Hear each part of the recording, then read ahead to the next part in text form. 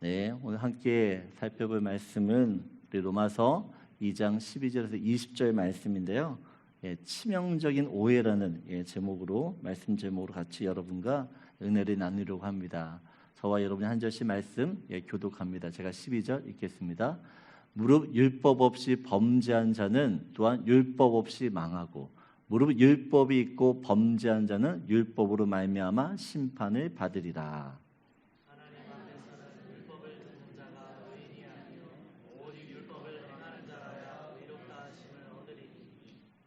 율법 없는 이방인이 본성으로 율법의 일을 행할 때에는 이 사람은 율법이 없어도 자기가 자기에게 율법이 되나니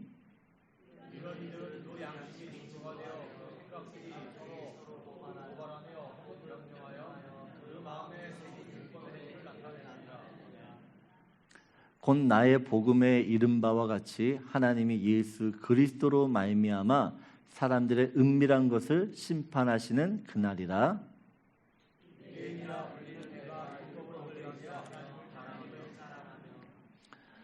율법의 교훈을 받아 하나님의 뜻을 알고 지극히 선한 것을 분간하며 우리 20절 같이 있습니다. 율법이 있는 지식과 진리의 모범을 가진 자로서 어리석은 자의 교사여 어린 나이의 선생이라고 스스로 믿으니. 아멘.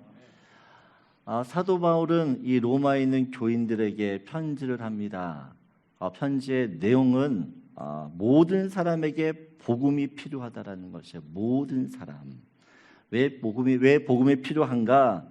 모든 인간은 죄를 지었고 그 죄로 말미암아 하나님의 진노, 하나님의 심판을 받기 때문에 그렇습니다. 하나님을 믿는다고 하는 유대인도 이것의 예외일 수가 없습니다. 왜냐하면 그들도 하나님 앞에서 죄를 짓고 있기 때문에 그렇습니다. 유대인들이 짓는 죄, 우리가 두 가지를 말씀드렸는데 가장 많이 짓는 죄가 뭡니까? 유대인들이. 시험은 아니지만 우리들이 많이 짓는 죄이기도 하죠. 남을 판단하는 죄. 유대인들이 너무 쉽게 짓는 죄 중에 하나가 남을 판단하는 죄였어요. 두 번째 죄가 무엇입니까? 회개치 않는 마음, 하나님께 돌아가지 않으려고 하는 그 마음, 그것이 유대인들이 짓는 죄라고 이야기를 합니다. 유대인들이 이렇게 남을 판단하고 또한 하나님께 돌이키지 않는 마음을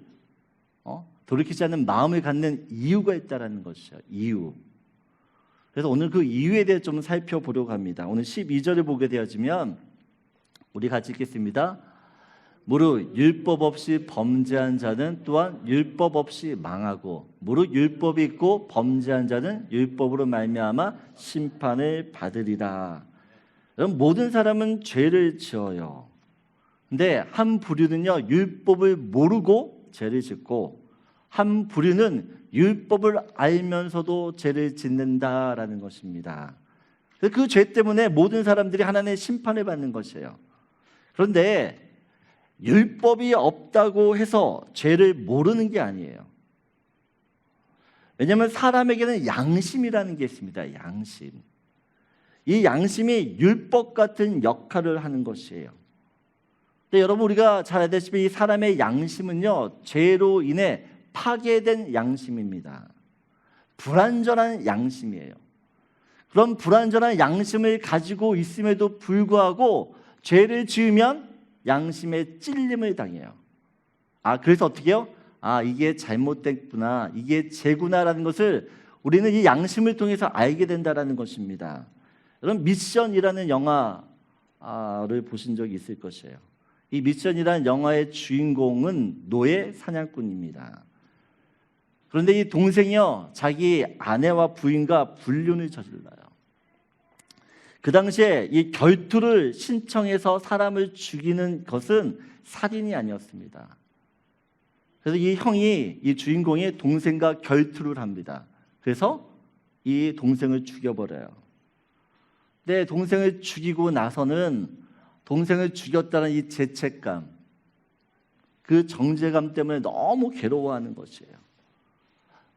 그 당시에 법은 결투에서 사람을 죽였다라고 해서 그게 죄라고 이야기하지 않아요. 죄가 아닙니다. 그런데 양심은 어떻게 해요? 죄라는 것을 계속해서 확인시켜줘요. 계속.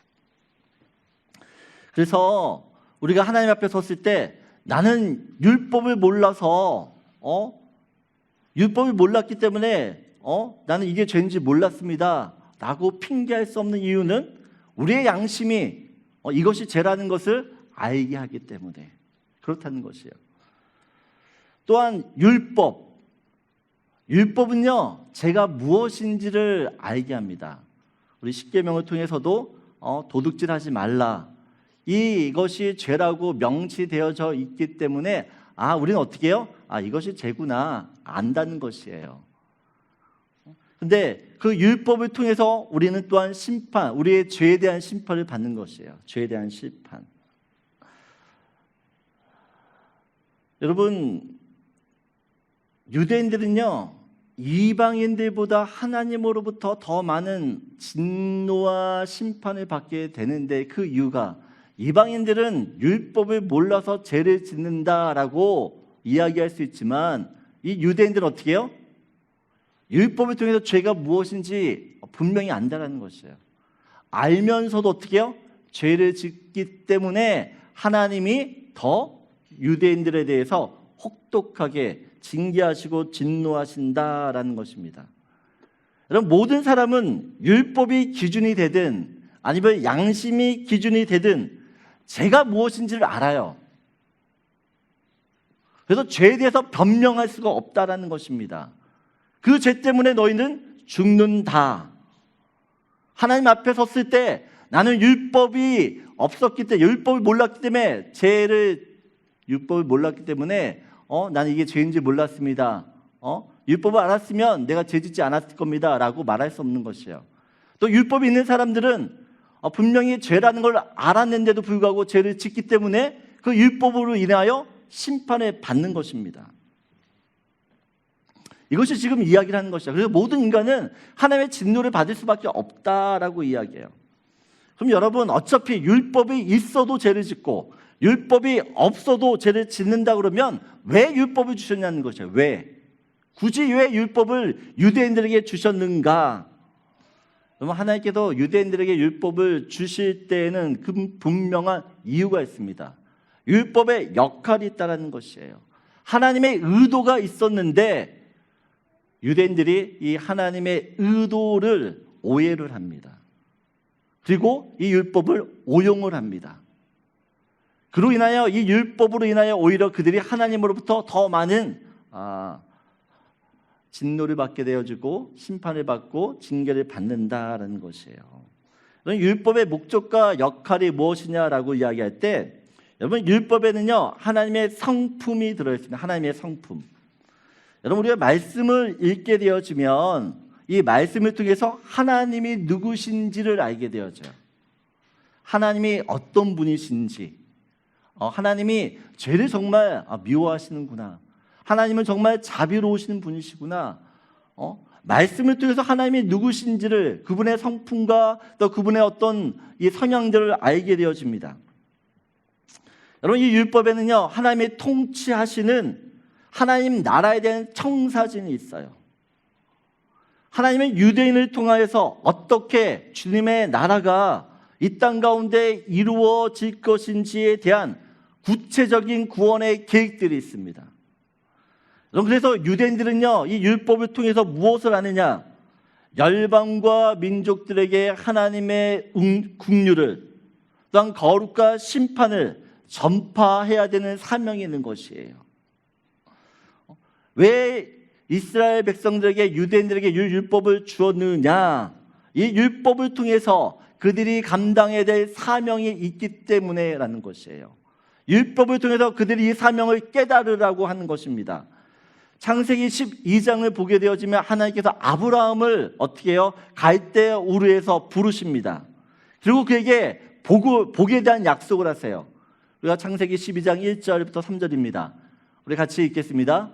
여호와께서 아브라함에게 이르시되 너는 너의 고향과 친척과 아버지의 집을 떠나 내가 내게 보여줄 땅으로 가라. 내가 너로 큰 민족을 이루고 내게 복을 주어 내 이름을 창대하게 하리니 너는 복이 될지라. 너를 축복하는 자에게는 내가 복을 내리고 너를 저주하는 자에게는 내가 저주하리니 땅의 모든 족속이 너로 말미암아 복을 얻을 것이라 하신지라. 하나님께서 아브라함에게 축복을 약속하세요. 그런데 이 축복이 아브라함에게만 국한된 축복이 아닙니다. 그죠? 아브라함이 시작이에요. 하나님께서 이 아브라함을 통해서 복을 주시겠다라고 하는 그 시작 스타트점이 아브라함이에요. 아브라함의 복을 주셔서 어떻게 해요? 그 자손들이 복을 받는 것이고, 그 자손들을 통해서 어떻게 해요?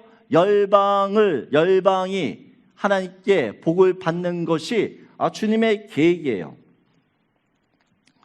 하나님의 아브라함을 창대케 하고 번성케 하는 이 복을 주신 이유는 결국 무엇입니까?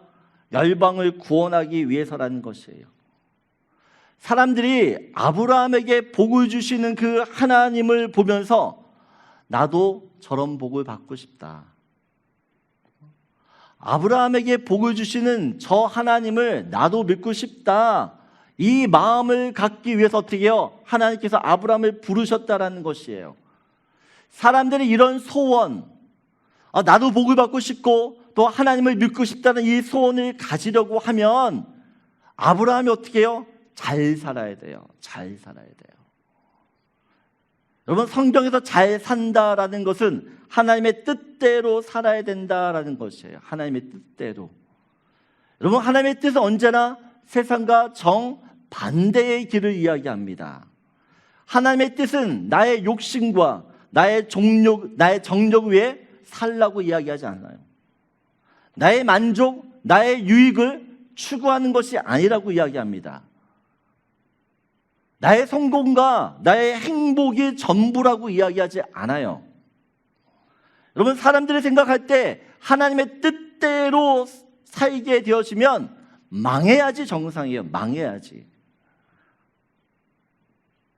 여러분, 세상의 방식과 다른 방식으로, 하나의 방식으로 살게 되어지면 세상 사람들이 볼 때에는 어떻게 해요? 이거는 망하는 방식이에요. 불행해야 되는 것이 정상이에요. 그런데 아브라함의 인생이 어떻게 됩니까? 망하는 인생이에요? 불행한 인생입니까? 아니에요. 오히려 남을 잘되게 하고 남을 축복하는 인생이 됩니다. 아브라함의 이 사명이 무엇이냐? 하나님의 뜻대로 살면서 하나님의 뜻대로 살기 때문에 하나님이 주시는 그 축복을 받고, 그 축복을 어떻게 다른 사람들이 보면서 저 복을 나도 받고 싶다라고 하는 축복의 거울 역할을 하는 것이 이 아브라함의 사명이라는 것이에요. 여러분, 이 아브라함의 사명은 곧 유대인들의 사명이기도 합니다. 그리고 이 유대인들의 사명은요, 신약을 사는 우리들에게도 사명이 되는 것이에요.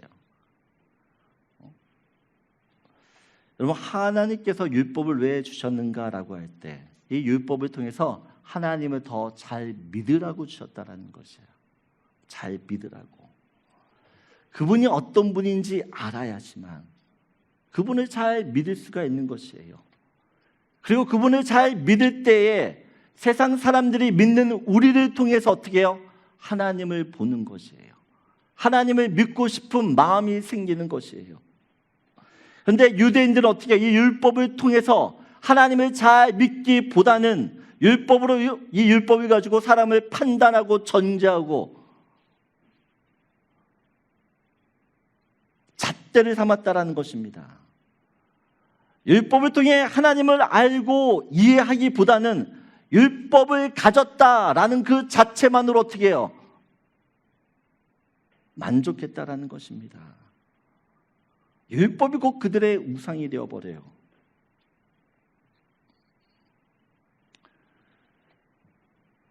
이스라엘 백성들, 유대인이 율법에 대한 오해,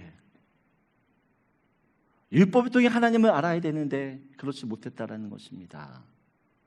여러분, 우리도 똑같이 하나님의 말씀을 가지고 있어요. 여러분, 이 말씀을 가지고 어떻게 이 말씀을 사용하십니까? 우리가 정말 이 말씀을 통해 하나님을 안다고 그런다 그러면, 이 말씀을 통해 정말 하나님께서 우리에게 원하시는 것이 무엇인지 안다고 한다 그러면, 여러분, 우리의 삶은 분명히 달라져야 된다라는 사실이에요.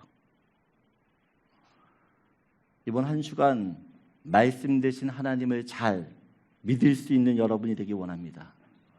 그 주님을 정말 잘 믿어서 나를 보는 주변의 사람들이 하나님을 볼 수 있는, 하나님을 보여줄 수 있는 그런 저와 여러분들에게 소원해요.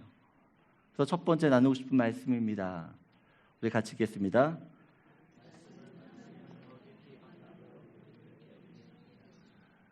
여러분, 말씀을 우리가 알면 알수록 하나님이 누구신지를 알기 때문에 그분에 대한 마음들이 더 커질 수밖에 없다는 것이에요. 여러분, 두 번째로 13절입니다. 같이 읽겠습니다. 하나님 앞에서는 율법을 듣는 자가 의인이 아니요 오직 율법을 행하는 자라야 의롭다 하심을 얻으리니. 하나님께서 유대인들에게 이 율법을 주시는 이유가 무엇입니까? 율법은 행하는 자라야 의롭다 하신다라고 이야기해요.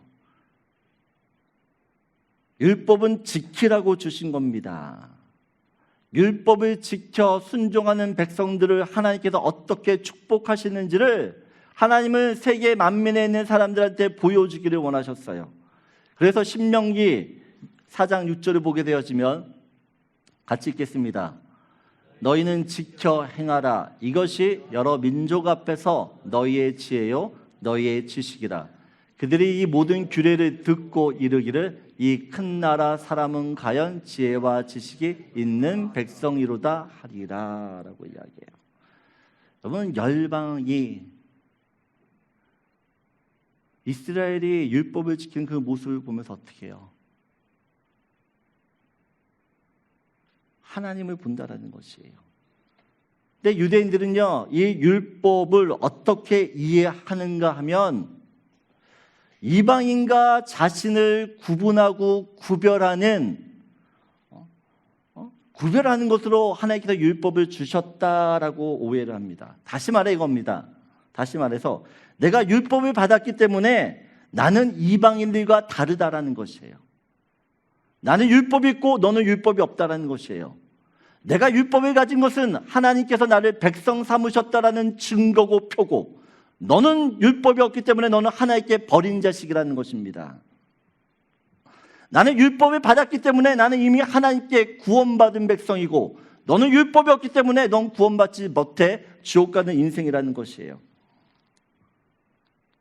율법을 가졌다는 것으로 어떻게 해요? 자기가 이미 하나님의 백성이 되었고 구원받은 사람이고 더 이상 하나님의 은혜가 필요 없는 사람이 되었다라고 어떻게 해요? 그렇게 자기를 확신하는 것이에요. 17절 이하를 보게 되어지면 유대인들이 율법을 가졌기 때문에 갖는 자부심과 그 긍지가 얼마나 대단한지가 나옵니다. 보세요. 17절을 보게 되어지면 유대인이라 불리는 내가 율법을 의지하며 하나님을 자랑하며 라고 합니다. 여기서 율법을 의지한다라고 하는 이 뜻은 자신들이 하나님의 특별한 보호를 받는 민족이다. 나는 하나님부터 복을 받는 민족이다 라는 사실을 과시하기 위해서 율법을 어떻게 해요? 내세우는 것이에요.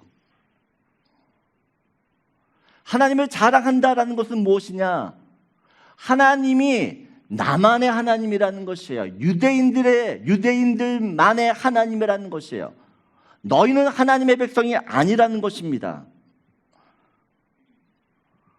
나만이 하나님의 백성이고 너는 하나님의 백성 아니야.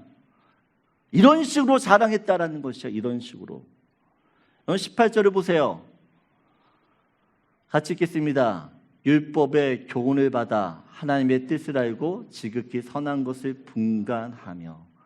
여러분, 유대인들은 율법의 교훈을 받아서 하나님의 뜻을 아는 사람이었어요. 하나님의 뜻 뿐만 아니라 지극히 선한 것을 분간하며 성과 악이 무엇인지를 아는 사람입니다. 19절을 보세요. 20절을 보세요. 같이 읽겠습니다. 율법이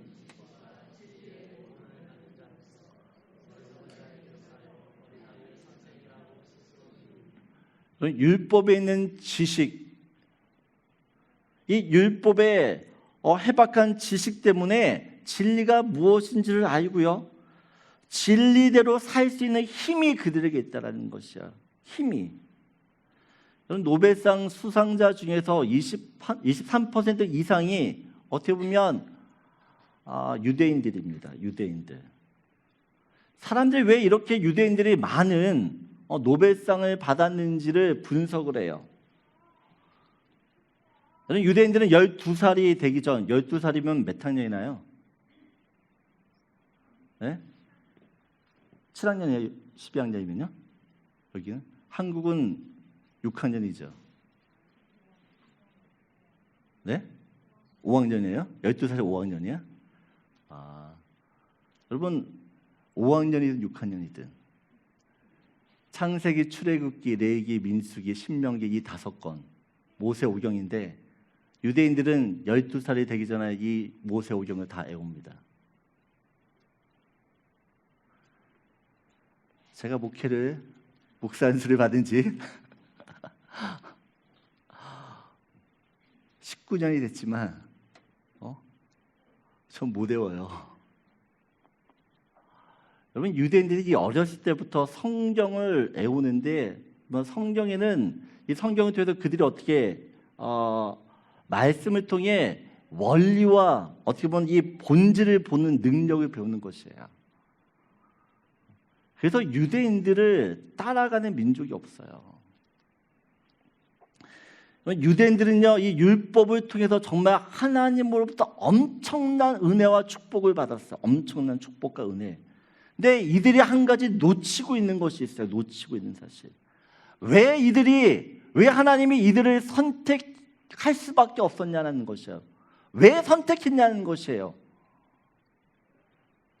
신명기 7장 6절 7절입니다.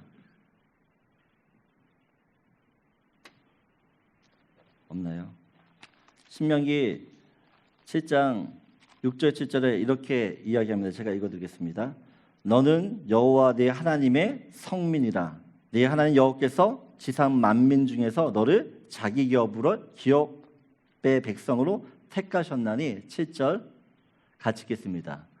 여호와께서 너희를 기뻐하시고 너희를 택하심은 너희가 다른 민족보다 수요가 많기 때문이 아니라 너희는 오히려 모든 민족 중에 가장 적으니라.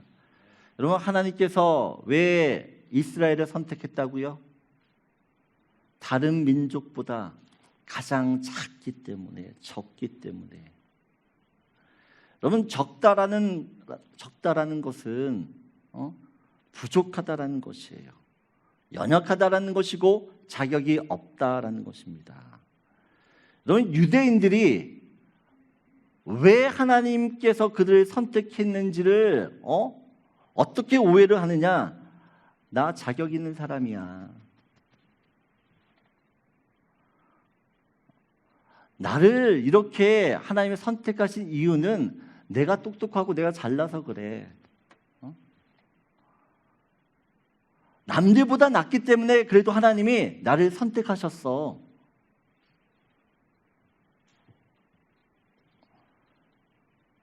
왜요? 율법을 가지고 있기 때문에. 율법이 곧 그들의 의인의 상징물이래요. 여러분 학창 시절에 정과, 옛날 사람이니까 다 옛날 분들이잖아요. 동화 정과, 완전 정복 이런 거 기억나세요? 네? 교과서 말고 참고서 있잖아요. 참고서. 여러분 옛날에 참고서 살려고 부모님한테 얼마나 삥땅 쳤어요 저희가. 네? 이거 사야 되고 저거 사야 되고. 여러분 아무리 좋은 참고서를 옆에 끼고 있다고 해서 공부를 잘하는 게 아니에요. 네? 그렇죠? 아무리 비싼 참고서를 내가 들고 있다고 해서 내 실력이 늘어나는 게 아니에요. 참고서는 사용하지 않으면 아무리 비싼 걸 가지고 있어도 소용이 없는 것이에요. 근데 지금 유대인들이 어떻게 지금 이 율법을 착각해요? 야, 나 지금 이런 율법 가지고 있어. 나 이런 율법 있어. 너 이거 없지? 야, 이거 얼마나 비싼지 알아? 야, 그러니까 난 너와 달라. 까불지 마. 이게 유대인들의 생각이에요. 이게 유대인들의 생각. 13절 다시 읽겠습니다. 우리 14절 다시 읽겠습니다.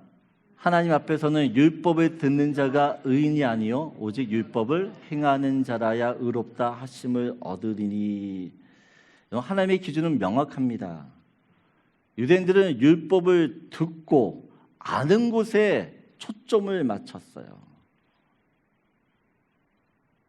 율법을 자기에게 적용하거나 이 율법을 실천하지 않습니다. 여러분, 유대인들이 율법을 알기 때문에 얼마나 잘난 척을 하느냐 보게 되어지면 19절 보세요. 맹인의 길을 인도하는 사람이래요. 어둠에 있는 사람들에게 빛이 되는 존재라고 이야기해요. 20절 보세요. 어리석은 자의 교사, 또한 어린아이의 선생. 어때요? 자기들이 그렇다라고 스스로 믿고 있어요. 스스로. 하지만 실상은 어떻다고요?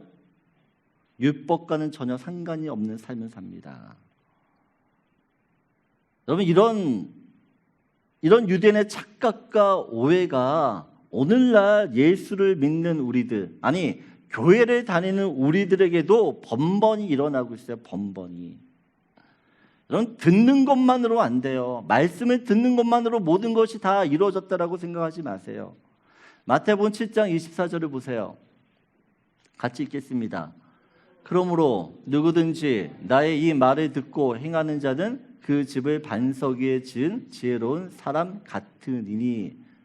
하나님의 말씀을 듣고 행하는 자만이 어떻게 해요? 집을 반드시 세워갈 수 있는 것이에요. 율법을 많이 알고 있다라는 것이 자랑이 되어서는 안 되고, 어떻게 해요? 알고 있는 율법 그 하나라도 어떻게 해요? 지켜낼 때 그것이 하나님이 기뻐하시는 일이라고 이야기하는 것입니다. 여러분, 하나님의 심판은 무엇이냐? 심판의 기준이 무엇이냐라고 이야기할 때 2장 6절에 이렇게 이야기해요. 같이 읽겠습니다. 하나님께서 각 사람에게 그 행한 대로 보응하시되. 하나님의 심판은 어떻게 해요? 각 사람에게, 각 사람이 행한 대로 보응하신다라고 이야기해요. 여러분, 분명 로마서는 이신칭이 믿음으로만 구원을 받는다라고 이야기해요. 믿음만 있으면 구원을 받습니다라고 이야기해요. 하지만 믿음만을 강조하지 않아요. 로마서를 보게 되어지면 오늘 본 말씀처럼 행함도 이야기를 하고 있다는 것이에요. 여러분, 믿음으로 구원받은 사람이라면 이 믿음은 결국 행함 있는 믿음까지도 가는 것이에요. 여러분, 내가 예수를 믿었어요. 구원받았어요. 그걸로 끝나는 것이 아니라 나를 구원한 그 믿음은 나를 어떻게 해요? 예수 닮게 하는 믿음으로 자라나게 한다는 것이에요. 그래서 여러분, 구원을 받았으면 구원받은 사람으로서 삶의 모습이 있는 것이에요. 드러나고 나타나는 것이에요. 예수의 생명을 가졌다 그러면 이 생명이 살아있는데 어떻게 가만히 나를 둘 수 있냐는 것이에요. 가만히 안 둔다라는 것입니다, 여러분.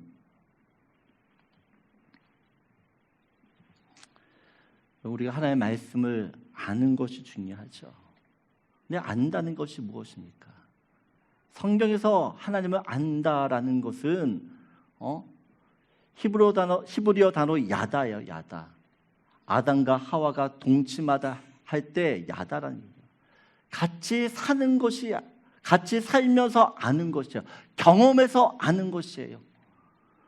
여러분, 내가 알고 있는 지식이 정말 이것이 능력이 되려고 그러면 그 지식을 가지고 사셔야 돼요. 살아야 된다라는 것입니다.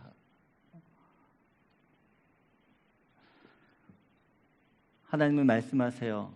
나의 계명을 지키는 자가 나를 사랑하는 자라고. 나를 사랑하는 자가 어떻게 해요? 결국 하나님의 제자라는 것들이 드러나는 모습인 것이에요. 또 두 번째 여러분과 나누고 싶은 말씀입니다. 같이 읽겠습니다. 말씀은 지키고 행할 때 참 능력이 됩니다라는 것이에요. 여러분, 말씀을 아는 것으로 멈추지 마시고 지키고 행하십시오. 지키고 행할 때 말씀의 능력이라는 것을 체험해요. 저는 여러분들이 이 능력들을 늘 삶 속에서 체험하며 살기를 원해요. 그 능력을 체험해야지만 하나님이 살아계시다는 걸 알고 그분에 대한 믿음을 더 갖게 되어지는 것이에요. 마지막으로 21절, 22절입니다. 우리 같이 읽겠습니다. 그러면 다른 사람을 가르치는 내가 내 자신은 가르치지 아니하느냐? 도둑질하지 말라 선포하는 내가 도둑질 아느냐? 22절.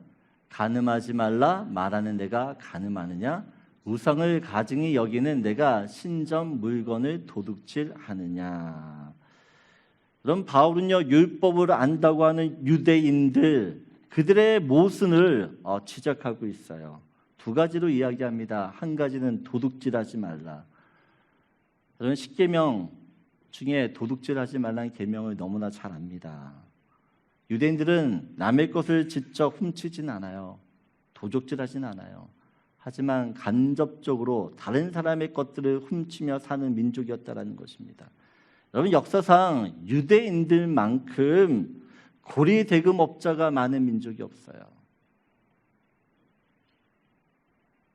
유대인들이 성공했던 비결 중에 하나가 사채업을 했다는 것이에요. 사채업. 우리가 베니스 상인을 보더라도 지독한 그 고리대금업자는 유대인이었어요. 2차 대전 왜 독일 사람들이 그렇게 유대인들을 잡아 죽이려고 했는가?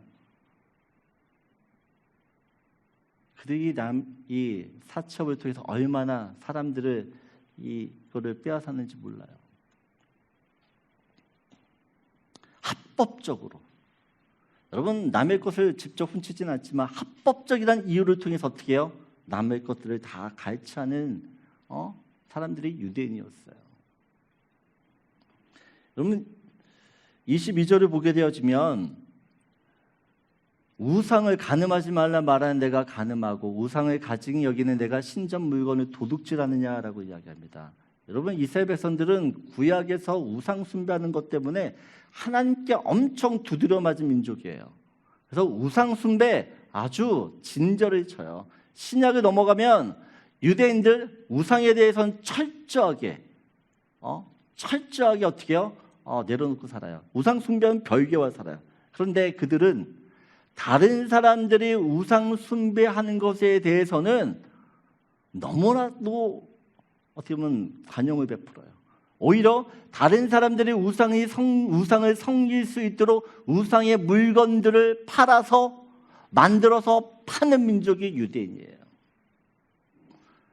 오늘도 보세요. 신전 물건을 도둑질해서 어떻게 해요? 이 물건을 파는 것이에요. 돈 되는 것이라 그러면 우상 숭배를 하든 말든 나는 상관없으니까 너는 그렇게 하라는 것이에요. 너는 죽으라는 얘기는 똑같은 거죠. 너는 죽으라. 그럼 미국에서 총기 사고가 빈번하게 일어나요. 그때마다 어떻게 해요? 총기류 소지를 금지하는 법안에 대한 이야기를 많이 합니다. 근데 절대로 어떻게 해요? 상정되지도 않고 통과되지도 않아요. 왜요? 미국 총포상의 대다수가 유대인들이에요. 이들이 정치들과 결탁을 해서 얼마나 로비를 하는지 몰라요. 막대한 이익을 이루는 것이기 때문에 그것을 어떻게 포기하지 않습니다. 하나님을 사랑하고 이웃을 사랑하는 대계명, 두 가지 계명을 누구나 잘 아는 사람들이에요. 하나님을 사랑하고 이웃을 사랑한다는 그들이 어떻게 해요? 이웃을 죽이는 일에 있어서 자기가 죽이진 않지만 다른 사람이 다른 사람을 죽일 수 있도록 그런 여건과 환경들을 어떻게 해요? 조장하는 사람들이 유대인이에요. 그러면서 그들이 무엇이라고요? 나는 하나님의 백성이라고 자랑하는 것입니다. 나는 하나님의 백성이다라고 이야기하면서 어떻게 해요? 그들이 하는 행함들, 행동들, 그 삶의 모습을 보게 되어지면 너무나 이분법적인 그런 삶을 살고 모순된 신앙을 가지고 있다는 것이에요. 이런 모순적 신앙 때문에 세상 사람들이 유대인을 통해서 하나님을 어떻게 보고 어떻게 대우를 하는가. 23절을 보세요. 같이 읽겠습니다. 율법을 자랑하는 내가 율법을 범함으로 하나님을 욕되게 하느냐. 여러분, 분명 율법을 자랑합니다. 근데 율법을 자랑한 결과가 뭐예요? 하나님을 욕되게 한대요. 24절입니다. 같이 읽겠습니다. 기록된 바와 같이 하나님의 이름이 너희 때문에 이방인 중에서 모독을 받는도다.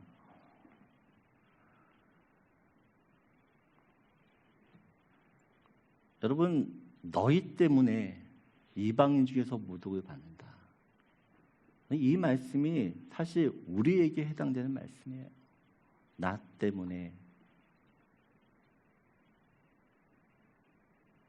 세상 사람들로부터 하나님이 모독을 받아요. 다른 사람도 아니에요, 여러분. 나 때문이야, 나 때문에.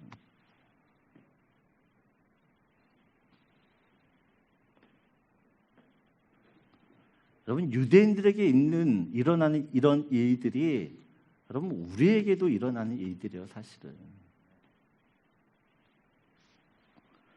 나는 예수를 믿습니다. 나는 예수만을 자랑합니다. 나는 예수를 위해서만 삽니다. 정말 그렇게 말하는 것이 하나님께 영광을 돌리는 일인지 아니면 하나님을 욕되게 하는 일인지 우리 자신을 돌아봐야 된다는 것이에요. 사람들은 알아요. 나를 보면서 하나님이 어떤 분이신지를. 여러분을 보는 사람들이 여러분 때문에 하나님이 영광을 받으시는지, 하나님이 정말 모독을 받으시는지.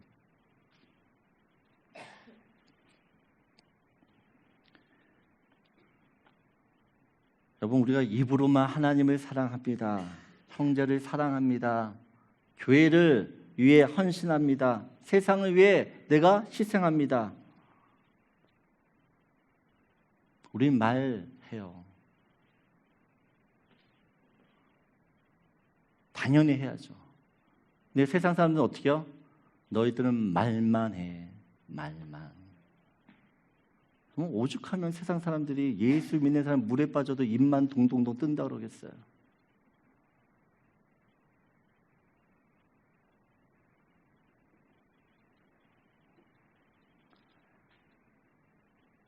말하는 거가 시작이겠죠. 그러나 우리가 정말 말하는 것만큼 우리 삶 속에서 그 말씀을 살아내려고 애를 쓴다 그러면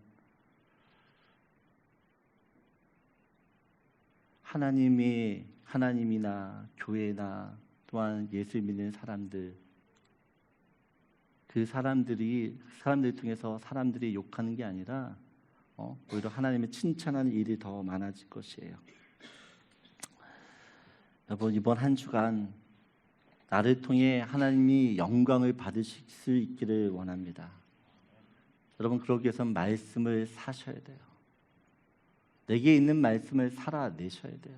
힘들죠. 힘들어요. 여러분, 말씀대로 살기 때문에 세상에서부터 욕을 받아요. 근데 그 욕은 영광스러운 욕이에요. 그러나 말씀대로 살지 않기 때문에 욕을 먹는다. 여러분, 이것은 정말 우리가 해서는 안 되는 일이라는 것이에요. 저는 이런 소원을 합니다. 주님이 나를 바라보면서 아이고 그래, 힘들지만 잘 살고 있구나. 나를 보면서 하나님이 미소를 주고 웃을 수 있는, 흐뭇해하는 그런 인생이기를 원해요. 근데 저만 그런 마음이 아닐 거잖아요. 여러분도 그럴 거 아니에요. 하나님이 여러분을 보면서 그래 애쓴다. 그래 내가 안다. 그래야지 우리 보면서 아이고 이러면 안 되잖아요.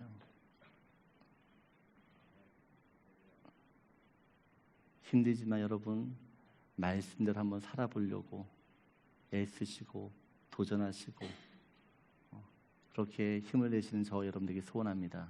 그래서 마지막 말씀입니다. 같이 읽겠습니다.